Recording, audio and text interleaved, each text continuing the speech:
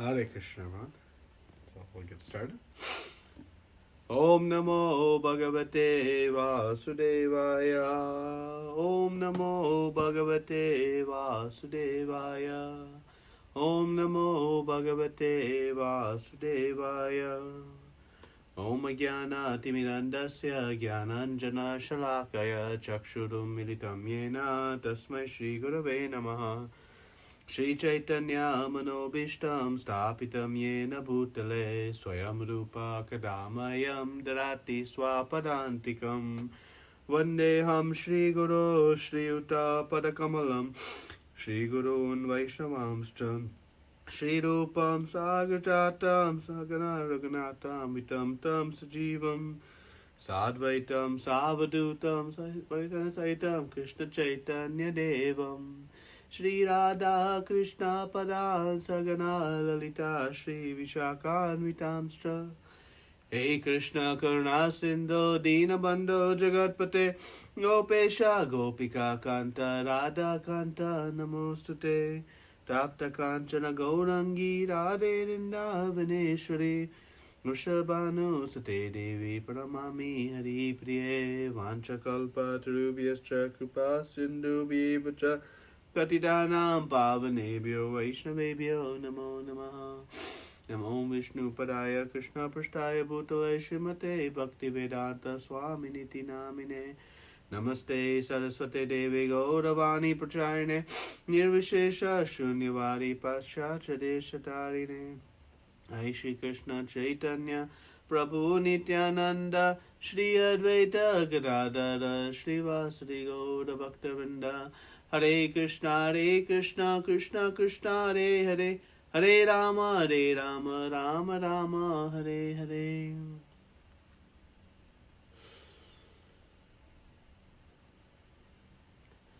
Hare Krishna.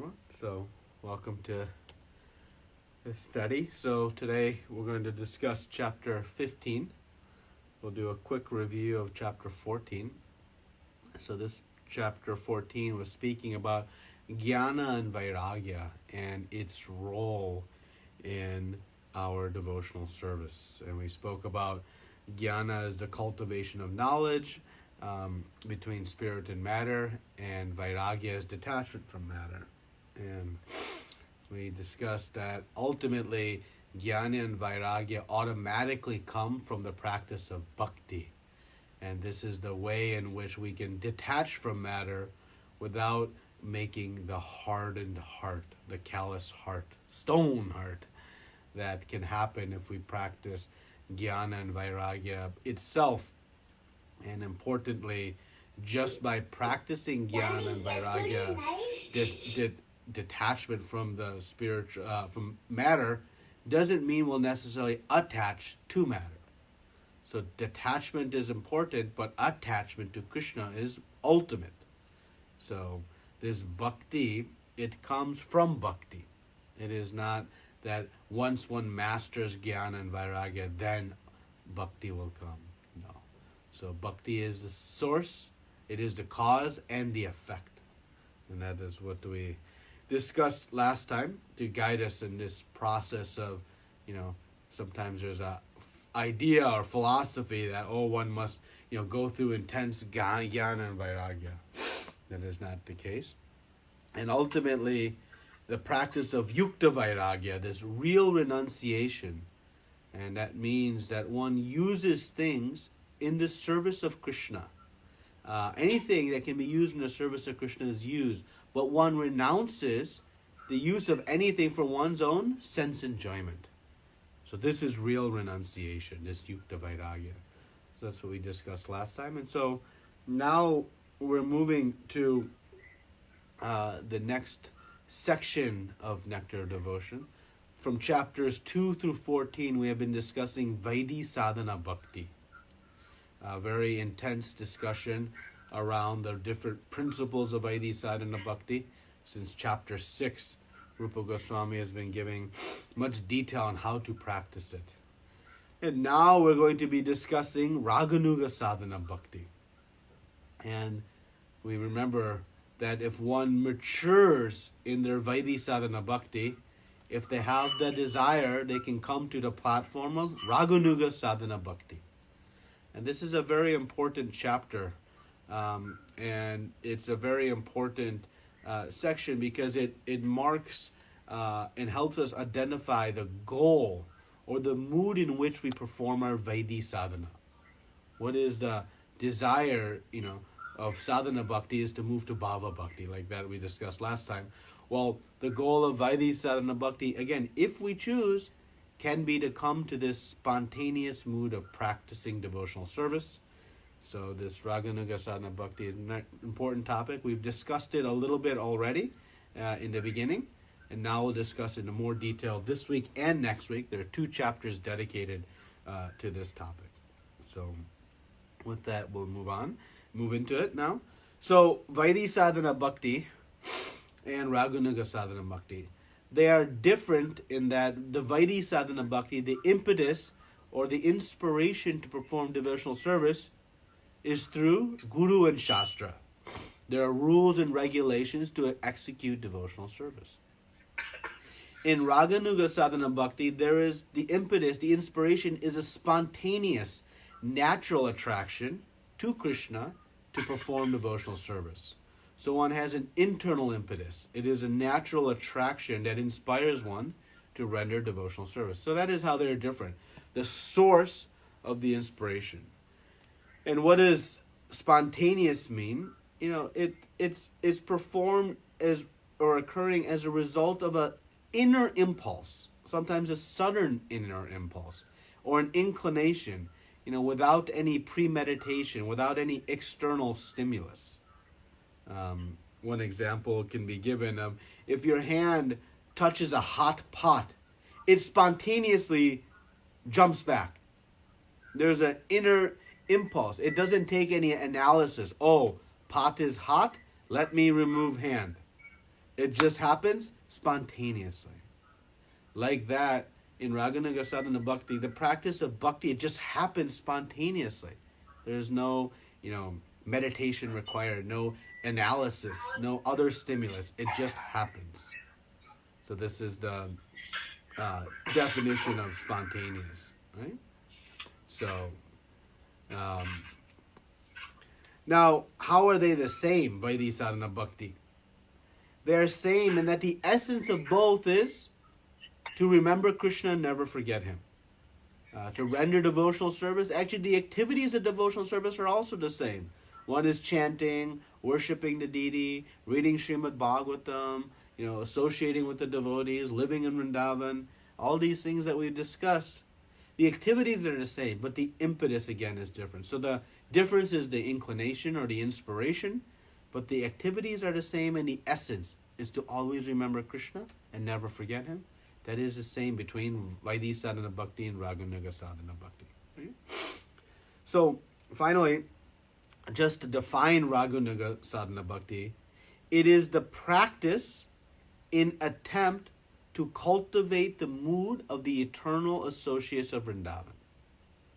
So this is important. It is a practice in attempt to cultivate the mood of the eternal associates of Vrindavan.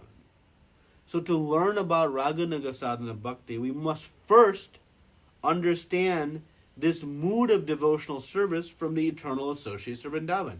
If that is who we are going to follow and cultivate, we must first understand their mood. And so Rupa Goswami explains this Ragatmika Bhakta. Right? So who is a Ragatmika Bhakta? They have perfected, the key word perfected, their spontaneous love for Krishna. And Raganuga Sadhana Bhaktas, they follow them in an attempt to also achieve the same perfection of spontaneous attraction. Right? So the Raganuga Sadhana Bhakta is trying to perfect, whereas the Ragatmika Bhakta has already achieved the perfect state of spontaneous devotional service. And who are they? They are the associates in Vrindavan, and we see this in Chaitanya Charitamrita, specifically in Madhya Lila chapter 22. In verse 154, it's explained, devotional service and spontaneous love is vividly expressed and manifested by the inhabitants of Vrindavan. Devotional service that accords with their devotional service is called Raganuga Bhakti, or devotional service following in the wake of spontaneous loving service. So we see this is Raganuga Bhakti is following in the wake of those manifested in Vrindavan. Right? And in the verse I put up on the screen, it's a very important verse. It's verse 150 from Madhya Lila, chapter 22. And it explains that when one becomes attached to the Supreme Personality of Godhead according to one's natural inclination to love Him and is fully absorbed in thoughts of the Lord, that state is called transcendental attachment. And devotional service according to the attachments is called Ragatmika, or spontaneous devotional service. So this is the definition of the Ragatmika Bhakta and who they are. So they are the eternal associates of Vrindavan. And they have these three things, three very important points. One, they are completely absorbed, fully consumed. No other thought. Fully absorbed in thoughts of Krishna. That is the characteristic of a Ragatmika Bhakta. Two, there is a natural inclination to love. It comes from a deep inner feeling. There's no training required. They know exactly what to do. There's no austerity or penance required to learn how to serve Krishna. It just happens naturally. It is their natural inclination. No one has to remind them, Prabhu, Mataji, it's time to do your service. No. There is a natural inclination. That is the second aspect. And the third, that there is this transcendental attachment. We talk about a Shakti, this addicted, which manifests before Bhava Bhakti. There is this, that is not the same, but in that same mood, similar mood, there is an attachment. So these three things are manifest in a Ragatmika Bhakta. The, completely absorbed, the natural inclination, and this transcendental attachment. Right? So, very important in verse 152 of this chapter of Madhya Lila Chaitanya Charitamrita, it says that one must covet this position. It means that one must have a deep, strong desire, really want it. Then it will come. Now remember this, Prema Bhakti, particularly in Goloka Vrindavan, so powerful that Krishna surrenders himself to that devotee. He gives himself. Shri Krishna Karshani. Right? So, Krishna really is going to test us. Do we really want it? It doesn't come so easy. Right? It is Sudarlabha. Rarely achieved. So one must really have a strong desire to have it. Then it will come. And that is very, very important. So in our practice of Vaidhi Sadhana Bhakti, we are trying to cultivate this strong desire for Raganuga Bhakti and ultimately to serve in the servant of the servant of the servant of the Ragatmika Bhaktas. Because they have achieved this perfectional stage of spontaneous devotion, this natural inclination, full absorption and attached to Krishna. So Raga means deep attachment. And Atmika means, Raga means deep attachment. And Atmika means full of or essence. So Ragatmika means one whose full essence is deep attachment for Krishna. And in the Nectar devotion, we talk about this Raga. It means also color. Wearing red glasses. It means that everything you see will be red. When we have Raga of Krishna, we only see Krishna everywhere. And there's some beautiful verses from 10th canto, of speaking of the gopis, seeing the black kadamba tree and they remember Krishna, seeing the bamboo, they remember Krishna's flute. Everything they see, it reminds them of Krishna. So that is also an aspect of Raga. And, this attachment, we have this Rajagun. this mode of passion in the material world, we deem it to be very powerful. But actually it is very weakened reflection of this real attachment we have for Krishna. The attachment we have for Krishna is our original state.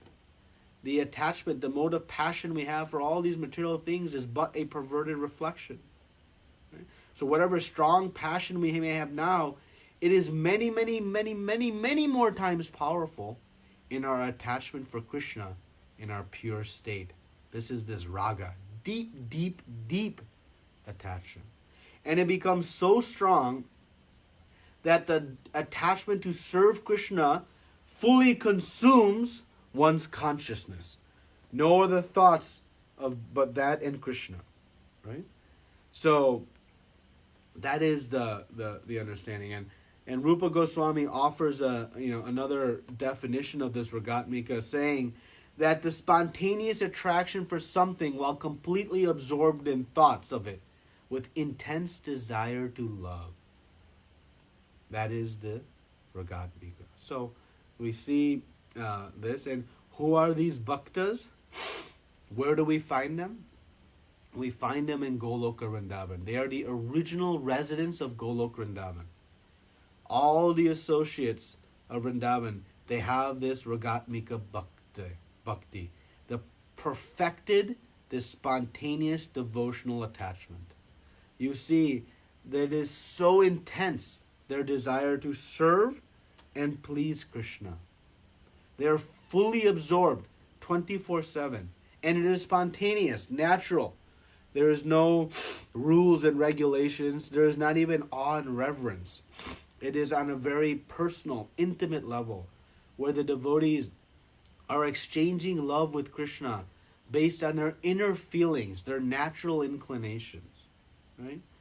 And we see this deep absorption in very various ways in Vrindavan. Mother Yashoda's deep absorption for Krishna, constantly just meditating on what he is doing, where he is, like this.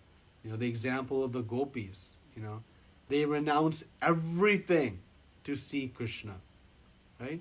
They're fully absorbed. Right?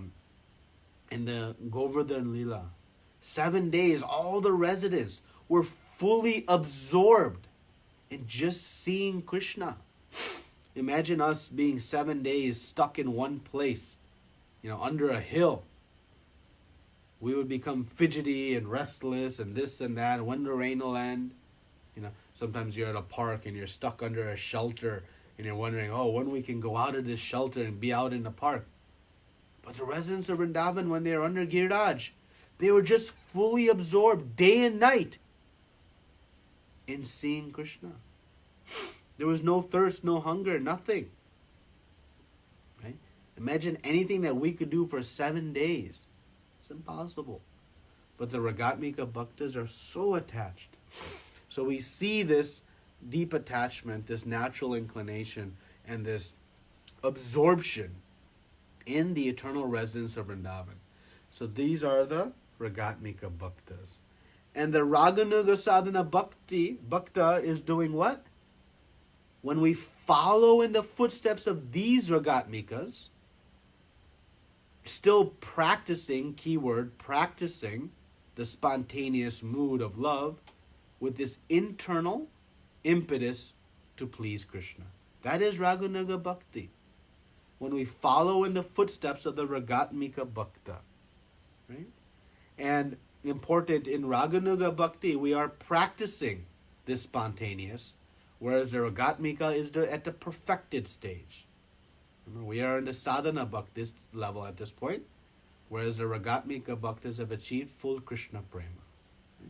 So when one follows in the footsteps with a strong desire, strongly coveting this spontaneous devotional service, one develops then this spontaneous attraction that the ragatmika has. So how to bring it about?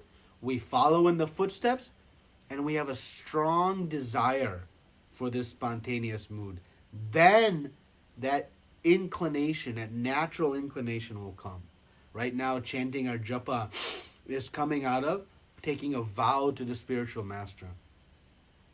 But if we, strongly covet this position of the Ragatmika Bhakta, we can develop this spontaneous inclination to chant.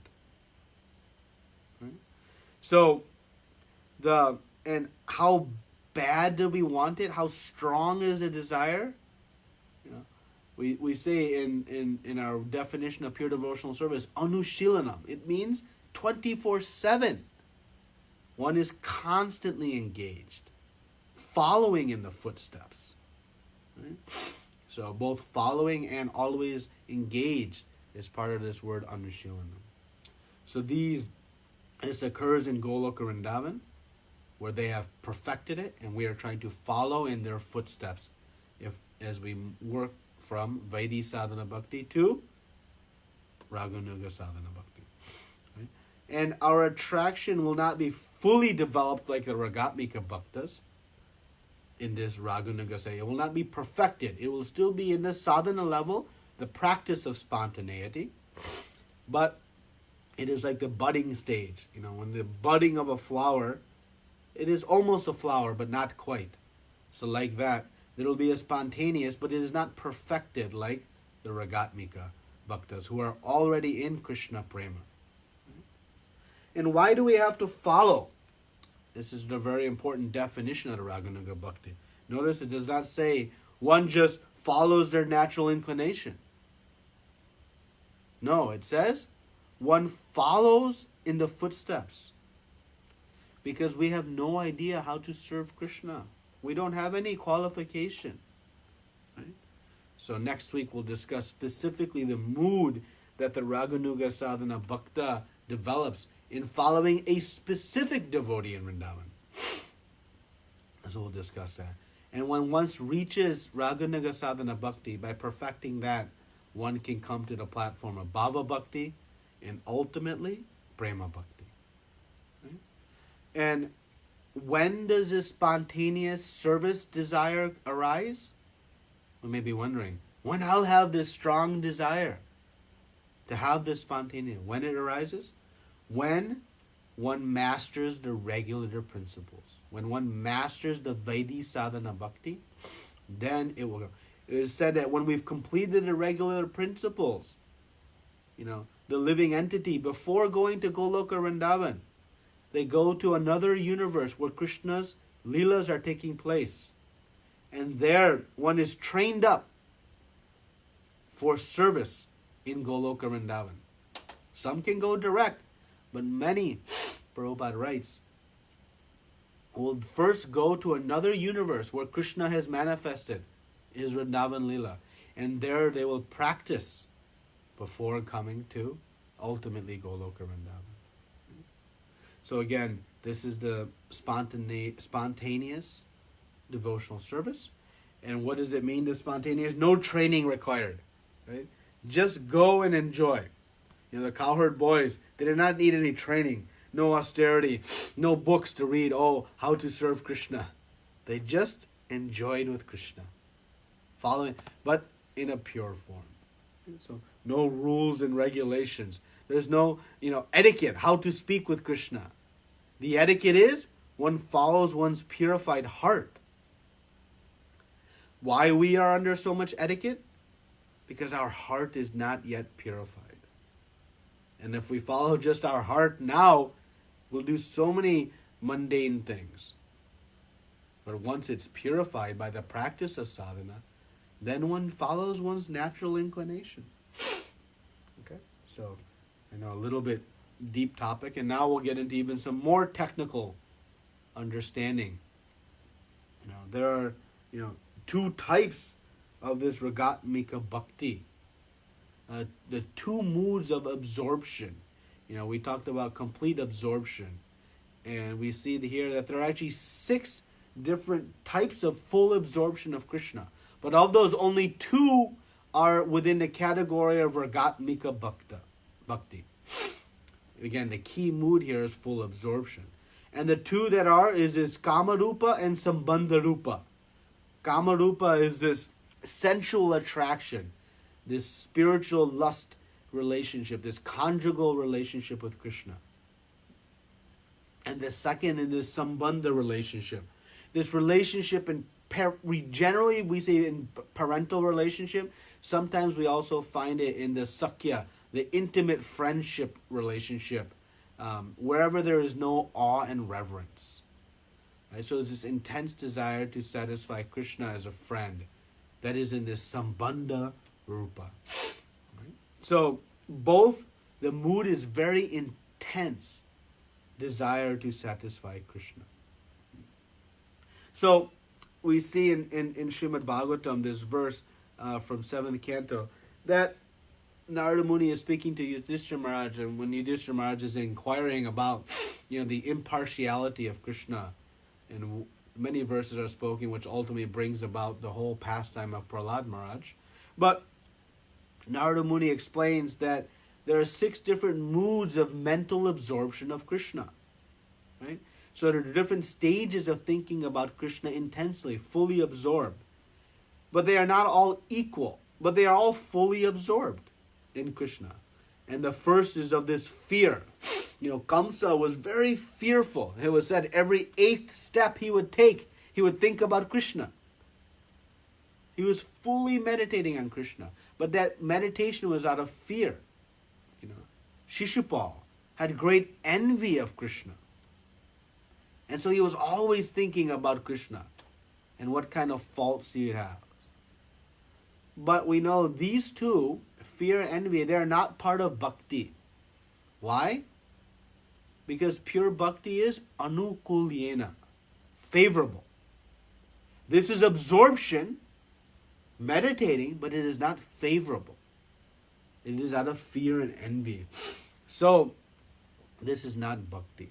Actually, when we hate somebody or we have envy of somebody, we actually sometimes think of them more than even those that we love. That is the nature of envy. Right? So it's very dangerous. But these are not part of bhakti. Then we see the devotional service in Narada Muni. Narada Muni is performing devotional service, as explained, out of a sense of duty, responsibility. So there, it is out of this Vaidhi sadhana bhakti. It is not ragatmika bhakti. Then we have the affection of the Pandavas. Generally, it is this in this mood of awe and reverence. And awe and reverence hinders the ragatmika. As soon as there's awe and reverence, we think about rules and regulations, formalities in which to serve. But the ragatmika is no formalities, no rules and regulations, just what comes in the heart. Oh, I want to play with Krishna. I want to wrestle with Krishna. Like those sort of informal, out of their love. So when there's awe and reverence, then it is not ragatmika bhakti. Then 5 and 6, this kinship, this familial relationship, specifically Mother Yashoda and Nanda Baba. Even Mother Yashoda will bind Krishna, the Supreme Lord. There's no awe and reverence, but just deep attachment and pure love. And of course, we discussed now the lusty desires of the gopis. In the kinship and lust 5 and 6, these are the ones that are the pure forms of ragatmika. They have the highest and deepest and most intense attachment for Krishna. Right? So these two are the considered pure ragatmika. Sometimes in 4, the absorption by the Pandavas, when it is in this mood of without awe and reverence, then it also can filter into this ragatmika. Again, minor point, but just a technical point. So the point is that spontaneous devotion is the best method for absorbing the mind in Krishna. When there is spontaneous love, the absorption happens naturally. One doesn't have to, I have to think of Krishna. I have to think of Krishna. It happens naturally, right? And when we are totally absorbed in Krishna, then by definition, we have abandoned all other desires. Right? So in sadhana bhakti, the absorption is there, but not as deep and as intense. But as one matures, it becomes very strong. And then the question becomes, of these 6 types of absorption, is the same result awarded? And this is where we get into the conversation about, the different realms of the spiritual world. So yes, the absorption by those in the fear and envy, they also achieve liberation, the spiritual world.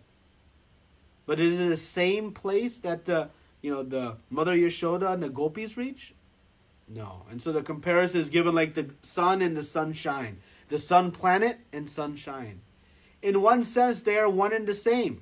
You cannot distinguish sunshine from the sun. But at the same time, if we say, oh, I am out in the sunlight, I have reached the sun planet, we don't know. You have not reached the sun planet. You're within the sunshine. So like that, yes, all 6 being fully absorbed in Krishna, they will reach the spiritual world. But they have not reached the same place within the spiritual world. All in the spiritual world, but different gradations of excellence, of perfection. So there it is explained that those in fear and envy, they reach the Brahma Jyotir, the effulgence of Krishna. But they cannot enter Vaikuntha or Goloka. To enter Vaikuntha, one must have pure devotional service. And to enter from Vaikuntha to Goloka Vrindavan, the service must not be imbued with awe and reverence. So there are gradations even within the spiritual world.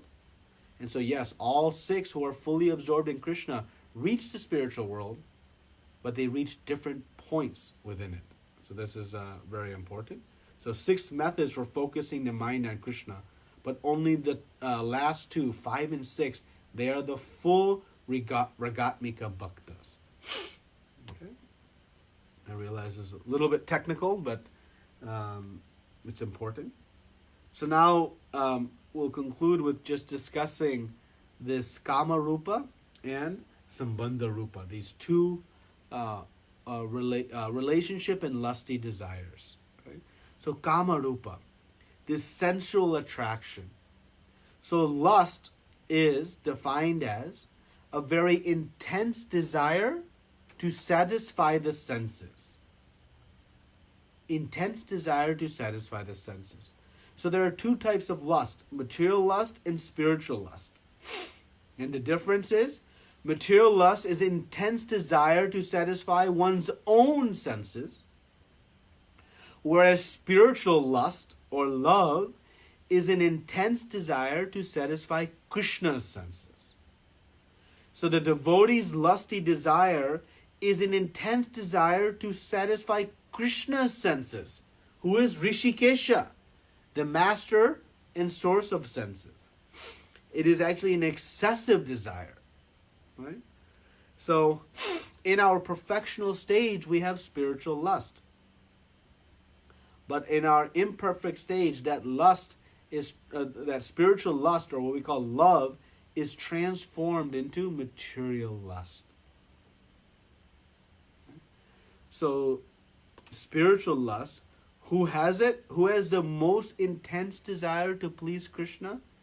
It is the gopis. They have an extreme desire. Right? And our conditioned minds, were discussed in Nectar of Devotion, cannot understand the gopis' activities with Krishna. Because we're conditioned to think in the mood of material lust.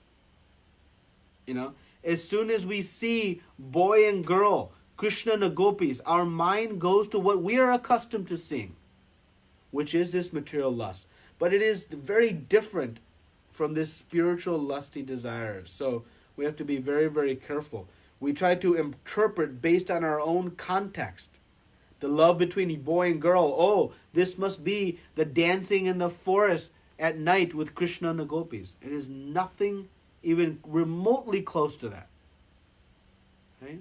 When we see Krishna dancing in the night, we cannot reflect our own experience of material. This is a spiritual experience, where the desire of the gopis is not to enjoy with Krishna.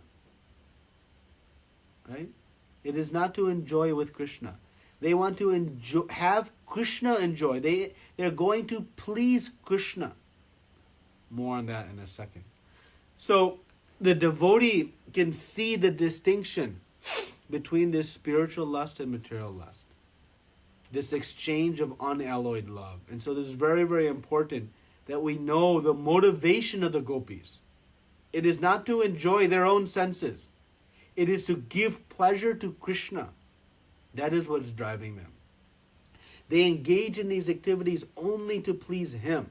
And this doesn't exist anywhere in the material world. No one engages in these types of relationships just to please the other. There's always some selfish motive involved. But in the activities of these most amazing, intense desiring to please these Kamarupa bhaktas, the gopis, there is not an ounce of self-desire. When they dress themselves, and this is all discussed in the various shastras, when the gopis dress themselves very nicely, they are not doing so that they feel good. They're doing that solely so that Krishna has something nice to see, to give his eyes pleasure. They want to decorate their body. You know, when Krishna runs away in the Rasa Leela, the gopis are not thinking, oh, I want to be with Krishna. That is not their mood. Their mood is, oh, Krishna is now alone in the forest. His happiness must be lessened because he is not seeing us. So let us go and be with Krishna so he can have more happiness. But if we see and read this, we think, oh, they are chasing to find Krishna. They want to be with Krishna. It is not that they want to be with Krishna. It is that Krishna wants to be with them. And so they are eager to give Krishna that happiness, thinking, oh, his enjoyment has been reduced by separation. Right? Very, very important.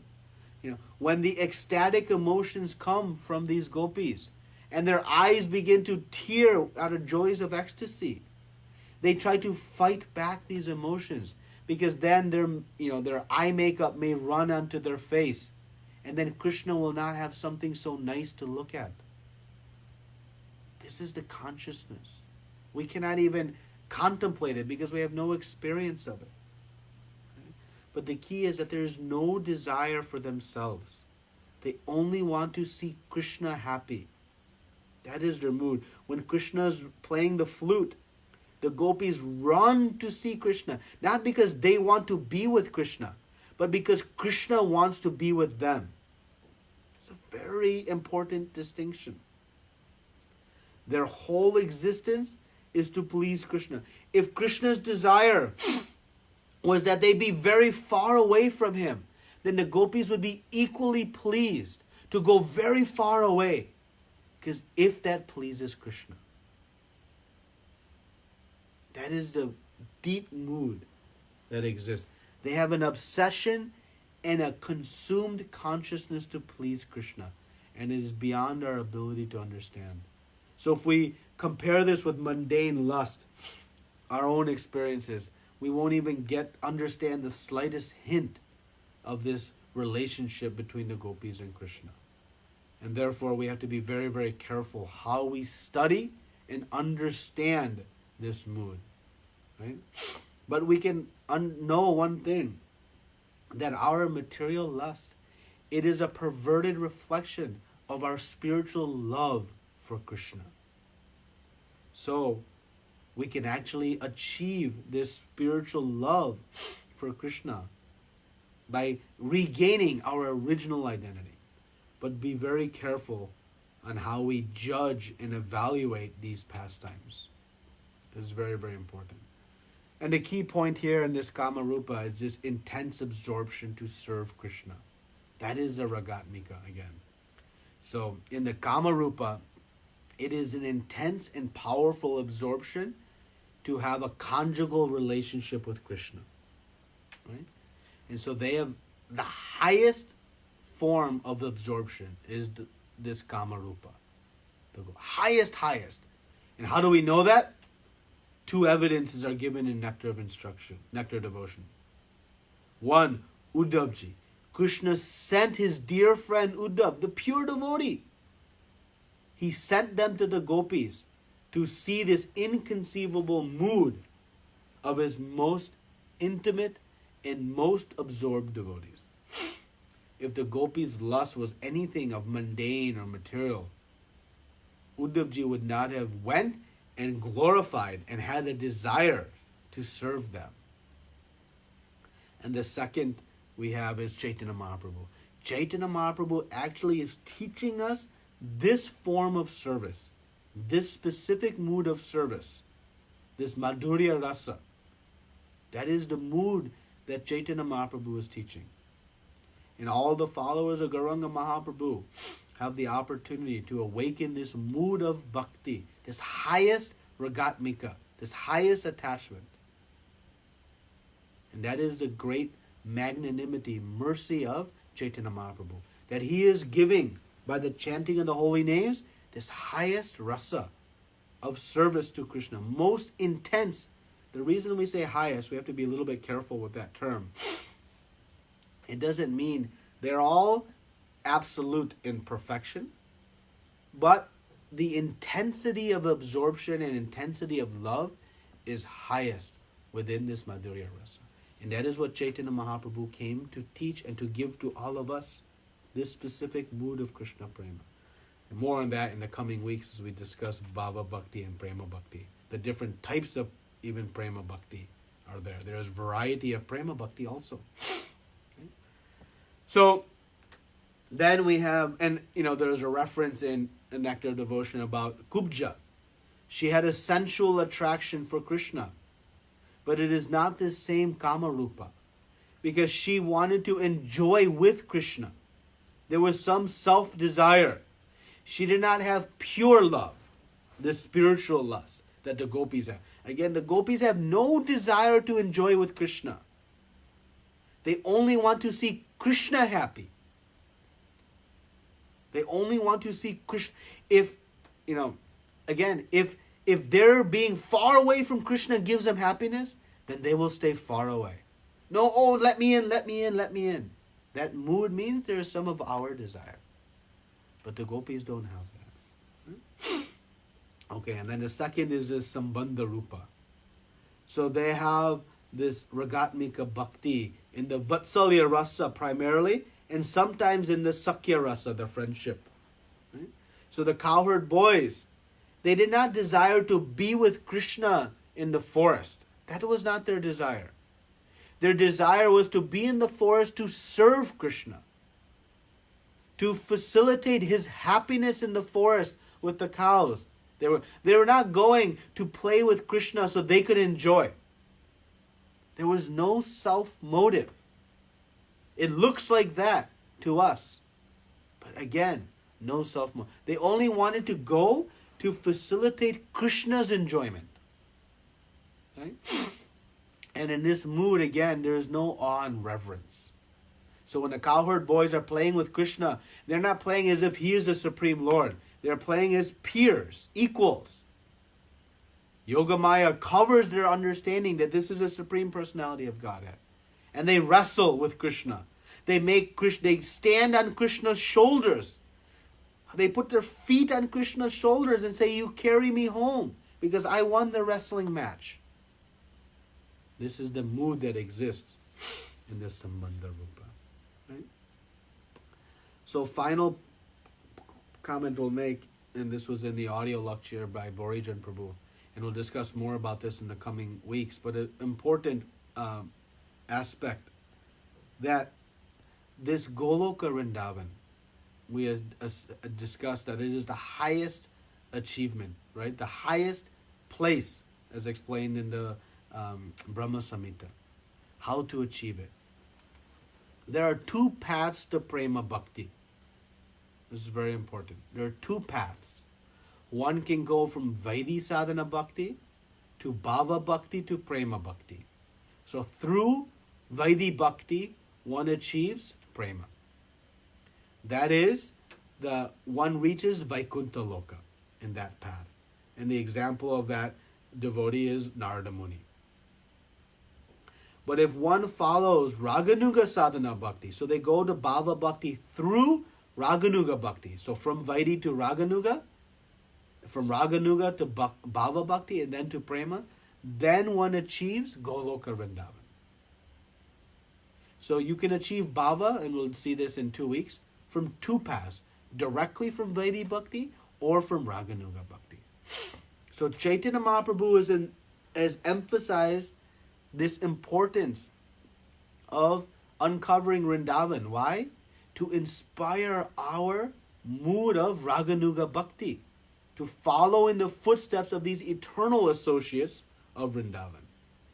That's why he sent the 6 Goswamis to write about all of these pastimes. Because the followers of Chaitanya Mahaprabhu are given this opportunity to reach Goloka Vrindavan through Raganuga Sadhana Bhakti. So we must make as our objective of Vaidhi Sadhana Bhakti, then, if that is our desire, to reach this Raganuga Sadhana Bhakti, this spontaneous mood, following in the footsteps of the Ragatmikas. Right? And Chaitanya Mahaprabhu specifically was giving, within Raganuga Bhakti through Prema Bhakti, there are the different rasas, the specific rasa of Madhurya rasa. Again, it is on an absolute level, they are all the same. But on an objective level, the Madhurya rasa is the highest because it presents the most intense love for Krishna. Right? So this is the great fortune we have to come into the teachings of Chaitanya Mahaprabhu, giving us this understanding of going from Vaidhi Bhakti to Raganuga Bhakti to Bhava Bhakti, Prema Bhakti. So just to summarize, it is an intense desire to move to Raganuga Bhakti that helps one advance. We must have a strong desire. As practicing our Vaidhi Bhakti, we must covet this position.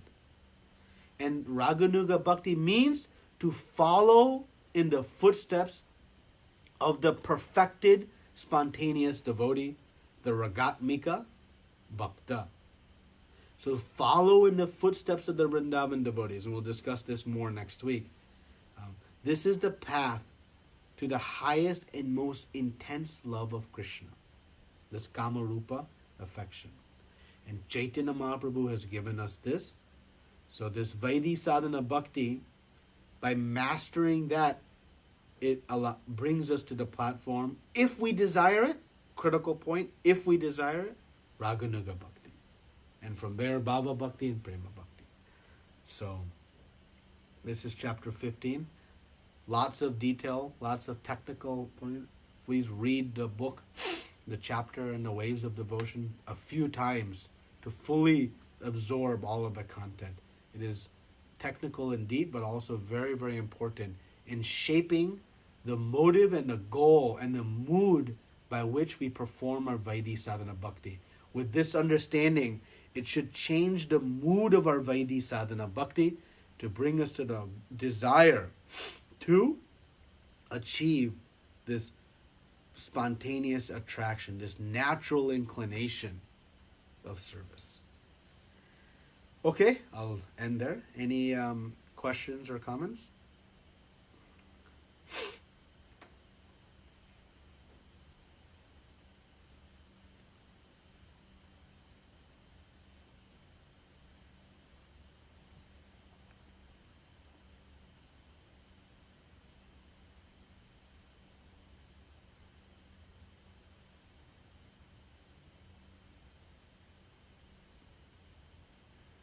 Okay, so sufficiently confused everyone, so no problem. So if you have any questions, you can, any other questions now before I don't want to end too early, but. Prabhuji, I have a question. Yes, Mataji. Krishna. When we were talking about Kam Rupa, you said that it's like intense absorption to have conjugal relations with Krishna. As I understand, you mentioned the Kam Rupa, this is basically the highest order of love of gopis, right? Who want to please Krishna. So why wouldn't that be like Kamrupa is basically like the most intense way to please Krishna rather than like coming into, because as you said, right, even if he have to, if Krishna desires that they should be as far away from him, then they are ready to do that, right? Whatever pleases. So conjugal relationship is not the central focus. Am I correct? Yeah, the central focus is not I want to have a conjugal relationship with Krishna. That is not the focus. What the focus is that Krishna enjoys most. So there are 5 rasas, right? Shanta, Dasya, Sakya, Vatsalya, Madhurya. There are 5 rasas. So, and those rasas all are pleasing to Krishna. But the most pleasing to Krishna is the Madhurya rasa. So one can develop the desire that I don't want a conjugal relationship with Krishna, but the conjugal relationship is most pleasing to Krishna, and so I want to please Krishna in the most way, and so I'll take this relationship with Krishna. So that's the point. That the motive is not, oh, I want to enjoy conjugally with Krishna. No. And that is where, again, our mundane interpretation can lead us a little astray. So thank you for asking this question. This is very important. But the idea is that, well, I want to see Krishna most happy. And I know that the conjugal relationship gives Krishna the most happiness. So then I desire to serve Krishna in that mood because it gives him the most happiness, not because it gives me the most happiness. That is the very important distinction that separates between material lust and spiritual lust, right? And Chaitanya Mahaprabhu, while he was encouraging us to worship Krishna in this way, he reminded us, very importantly, that in the conjugal relationship with Krishna, only Srimati Radharani has the direct relationship with Krishna. Everybody else is the servant of the servant of the servant of the servant of the servant of the servant of the servant of the servant of the servant, facilitating the relationship between Krishna and Srimati Radharani. Nobody else. So when we have this Madhurya Rasa, it is not that I want to have this, direct conjugal relationship. No, it is in facilitating the conjugal relationship between Krishna and Srimati Radharani. And that is why that Madhurya Rasa doesn't mean, oh, I will dance with Krishna as a gopi. That is Sahajya philosophy. No, it is that I will facilitate by being the servant. I will maybe have a small role in arranging the rasastali. Maybe I'll clean it. Maybe I'll have some opportunity to, play a musical instrument, or maybe we'll be fanning or doing something to facilitate Krishna's Madhurya Rasa experience. So that is the mood that one develops. Again, not that I want it, but because it gives Krishna happiness, then I want to do it. And my role in that rasa is the servant of the servant of the servant of the servant. Only Radharani enjoys with Krishna conjugally. Is that okay, Mataji? Yeah, that really makes clear. So basically, Kamrupa, when we talk about, that would include gopis and Radharani? Yes. We say that, yeah? Yes, because the chief gopis are all expansions of Radharani. Right? They are not jiva tattvas. Right? So in the one, we can use the term broadly. So of all the gopis, of course, Radharani is most dear and intimate. And they have their own lila. But in our, we see like Rupa Goswami. He is Rupa Manjari. Manjaris are the assistants to the Sakhis, to the gopis. They are the assistants. Right? And they serve the different gopis like Lalita, Vishaka, and all the, you have the 8 principal gopis, and they all have these manjaris. So like Rupa Manjari, Rupa Goswami is Rupa Manjari. And so as Rupa Nugas, we can be the servant of the servant of the servant of the servant. Because the direct relationship between Krishna in this conjugal mood is the position of the gopis.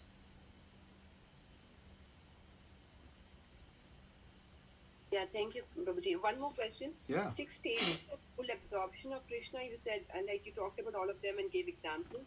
Like for fear, what was the example that you gave? I missed out on that. Kamsa. Kamsa was fearful of Krishna because of the, the sign that his eighth child was going to kill, right? And once he was gone, so he was always fearful of Krishna. So he was always thinking about him. Just like if you're walking in the field and you're scared that a snake will come. All you'll think about is a snake while you're walking. Right? Because you're so fearful of that snake in the field. So like that, Kamsa was fearful of Krishna, so he was constantly absorbed in thinking of Krishna.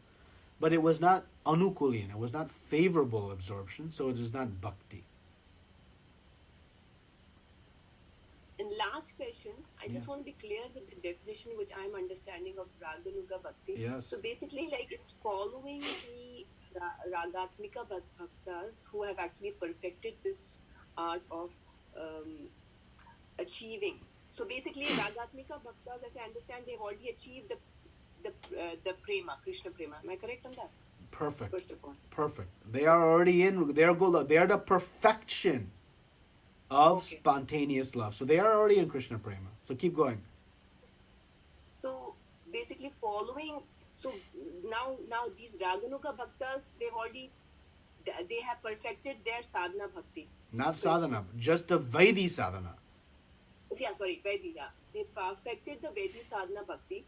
Now they have achieved the stage where they are kind of doing it out of spontaneously, following on the footsteps of the Ragatmika Bhaktas. Yes, right? yes. So they are in that process, and basically what they have perfected Vaidhi sadhana bhakti, and they have that intense desire to achieve the Krishna prema, and they are following the Ragatmika Bhaktas. These are the three characteristics I think I'm understanding. Anything more that I need to? Yeah, just very nicely summarized. And one thing I'll just add, which is the Raganuga Bhakti, they are practicing this spontaneous love, right? Because sadhana means devotional service in practice. So they are still practicing the spontaneous love. Whereas the Ragatmika, they have perfected it. So that is why one follows. Right? Like if I am still in training mode, then I have to follow somebody. So it is very important that while it is spontaneous and the inclination is internal, it is not independent. Because we are still in the practice. We have not achieved perfection. So that's why raga, anuga. Raga means, it refers to Ragatmika.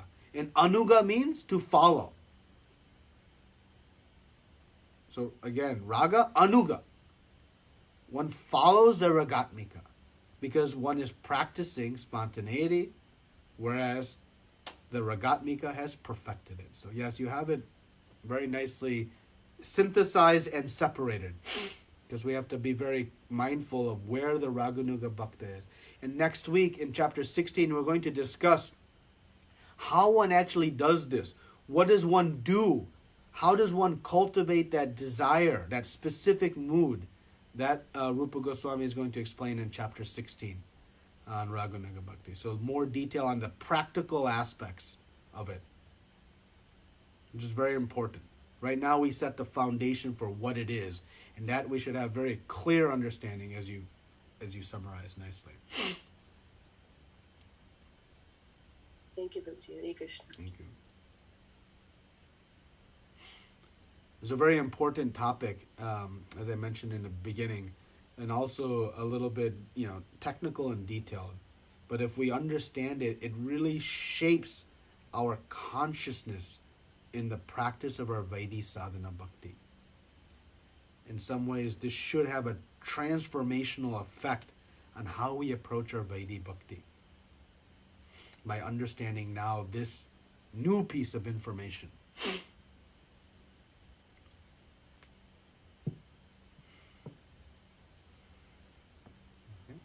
But in the process of practicing the sadhana bhakti, we I mean, goal should be that, right?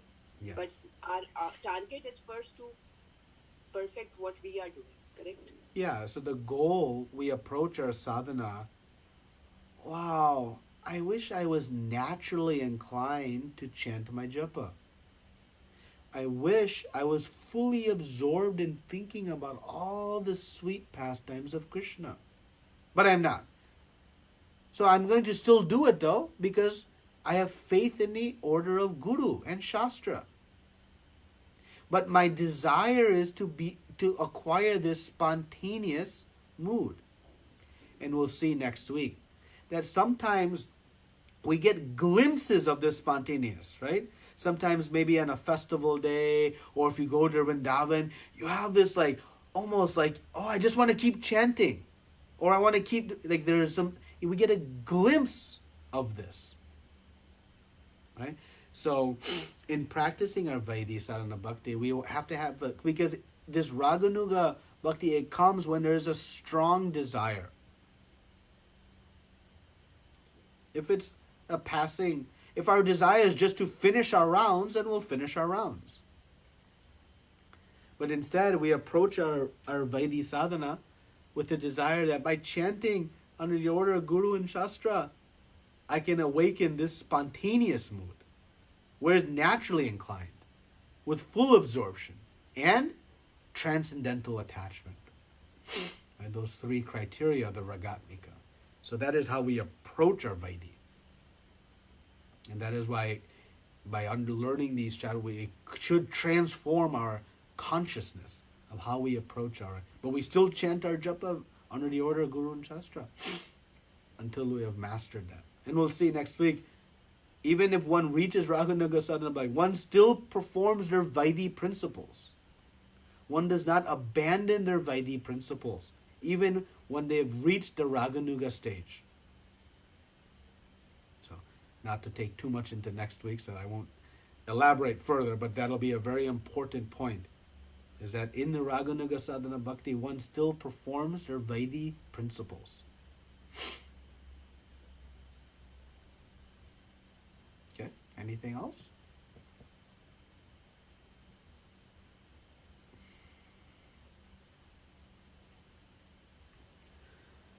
Okay, well, thank you very much for your kind attention.